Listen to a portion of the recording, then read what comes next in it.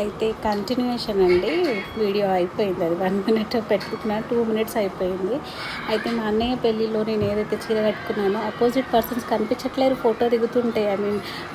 తాళి కట్టేటప్పుడు అలా వీడియో తీస్తారు కదా, ప్రతి ఫ్రేమ్లో నేను వచ్చేస్తే ముందున్న వాళ్ళు కనిపిస్తలేరు. అలా ఉన్నాను నేను డ్రమ్ములాగా. అప్పుడు నాకు చాలా షాక్ అనిపించింది. అంటే నేను లావున్నాను, మరి మా ఆయన కూడా ఎప్పుడు చెప్పలేరు నువ్వు ఇలా ఉన్నావు, క్యూట్గా ఉన్నావు అన్నారు. కానీ అమ్మ నువ్వు ఇలా ఉన్నావని ఏ రోజు పాపం చెప్పలేరు తను.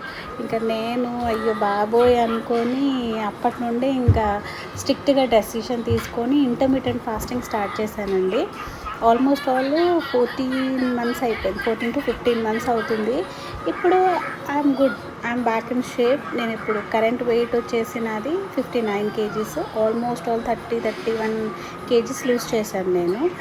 ఇంటర్మీడియట్ ఫాస్టింగ్ చేశాను. దాని డైట్ డిస్క్రిప్షన్స్ ఎలా చేశాను అని తెలుసుకోవాలనుకుంటే ప్లీజ్ కామెంట్ చేయండి, నేను చెప్తాను.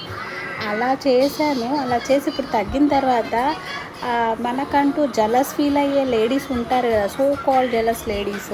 మనం రాకముందే మొహం తిప్పేసుకొని ఆడము, అక్కడ నలుగురు కూర్చుంటే కావాలని మనతో మాట్లాడకపోవడము. ఎందుకురా అని అంటే, ఇప్పుడు నువ్వు స్లిమ్ అయ్యావు, నువ్వు బాగున్నావు కాబట్టి మేము అగ్రీ చెయ్యము.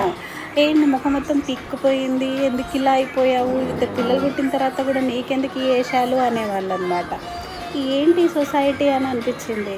కానీ వాట్ ఎవర్ అండి, weight is not a matter. మనం కావాలనుకుంటే తగ్గించుకోవచ్చు. తగ్గించుకున్న తర్వాత మాట్లాడుతుంది అని అనకండి. బికాస్ నేను 89 kgs ఉండేదాన్ని, నాకు తెలుసు నేను ఎలా ఉండేదాన్నో, ఇప్పుడు ఎలా ఉన్నానో. సో వెయిట్ తగ్గించుకోవచ్చు. జస్ట్ మనం ఏంటంటే మన గోల్ పైన ఫోకస్ చేయాలి.